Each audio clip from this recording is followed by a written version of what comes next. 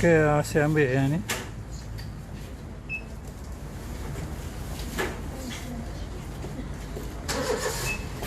Saya beli yang ni.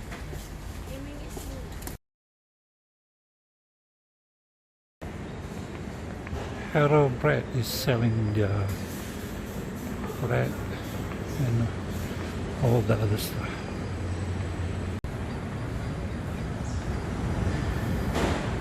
It's very quiet today.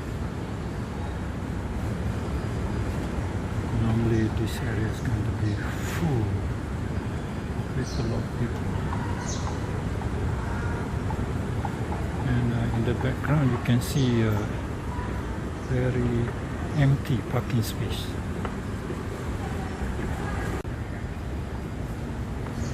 I think A&W is closing.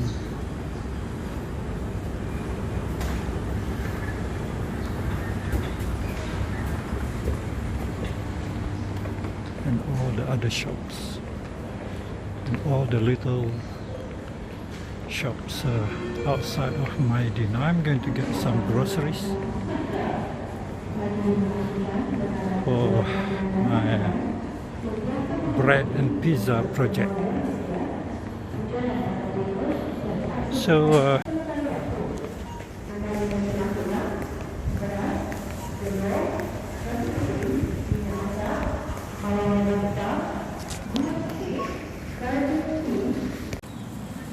finally I got my face mask and my sanitizer at Maidin in Gong Badak. Beritahu member. So masih ada lagi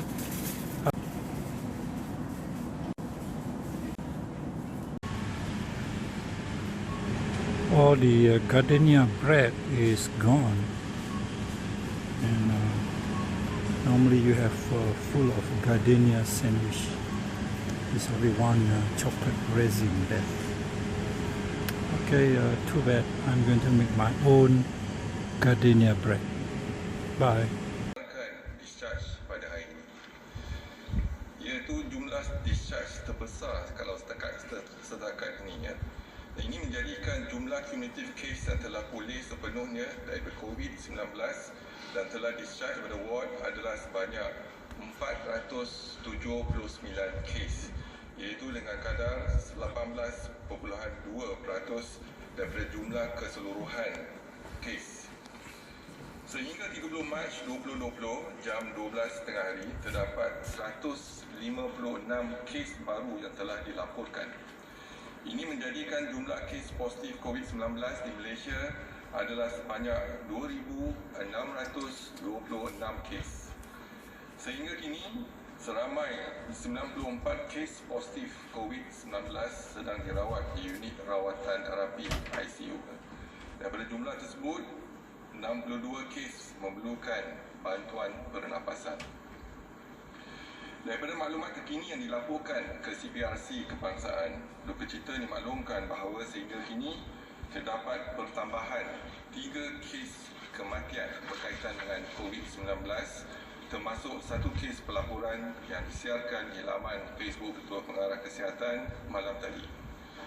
Justru jumlah cumulative kes kematian COVID-19 di Malaysia adalah sebanyak 30.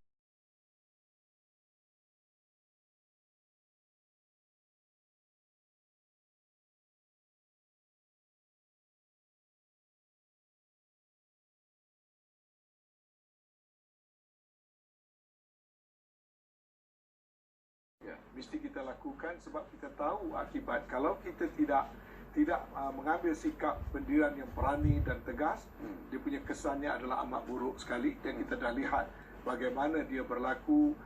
Kalau dulu dalam sejarah dunia sudah berlaku global pandemic ini beberapa kali, dan untuk COVID ini kita dah lihat bagaimana dia berlaku di China, bagaimana dia berlaku di Itali dan sebagainya. Sebab itu Yang Amat Berhormat Perdana Menteri tidak langsung teragak-agak untuk mengambil langkah yang walaupun kita kata KL dilihat seolah-olah di landa Garuda, tapi itulah sebenarnya yang wajib dan perlu dilakukan.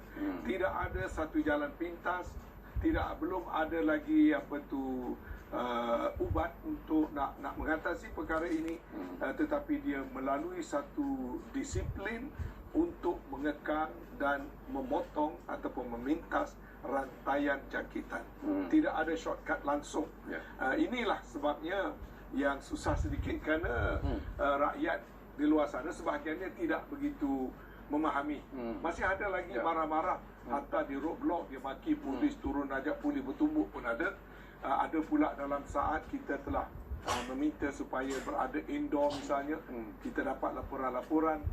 Masih lagi yang petang-petang bawa babies untuk bersiar-siar ataupun jogging dan sebagainya, sebab mereka merasakan tidak mengapa yang kena tu orang lain, mereka sihat walafiat dan sebagainya, sedangkan kita mengetahui perkara itu adalah sesuatu perkara yang sangat serius, dan tidak boleh hanya sekelompok masyarakat memberikan kerjasama, sekelompok yang lain tidak mematuhinya, sebab kita tidak tahu siapa yang ini satu perang dengan makhluk yang kita tak nampak dengan mata. Ya, terima kasih banyaklah kerana memberi peluang kepada saya dan juga MOPEC untuk berkongsi pandangan mengenai perkara yang amat menjejaskan penjanaan pendapatan pada negara kita. Namun begitu, sebagai sebuah kementerian yang begitu penting sekali dalam negara kita, kita perlu meneruskan agenda kita. Sebab sekali dari segi kita menghadapi cabaran ini, pertama kita bagaimana kita boleh memastikan industri pelancongan ini, iaitu dari segi pelancongan seni dan budaya kekal utuh dan juga stabil dalam menjepani cabaran COVID-19 ini. Kita perlu melihat kepada bagaimana cara kita juga melihat satu-satu perkara yang berlaku di dalam negara, terutama sekali apabila berlaku sesuatu pandemik. Industri yang bergantung kepada perkhidmatan seperti pelancongan ini, kesenian dan juga kebudayaan akan terjejas kerana krisis kesihatan global seperti ini akan menghalang pergerakan orang ramai dan menyebabkan perkhidmatan ini kehilangan sumber mata pencarian. Betul juga tadi disebut bagaimana ianya industri pelancongan ini sebagai contoh memberi peluang pekerjaan dan perniagaan kepada lebih 1.3 juta rakyat Malaysia dan merupakan penyumbang ekonomi yang ketiga terbesar dalam negara. So tadi Saudara Kamaru menyatakan bahawa juta orang terjejas.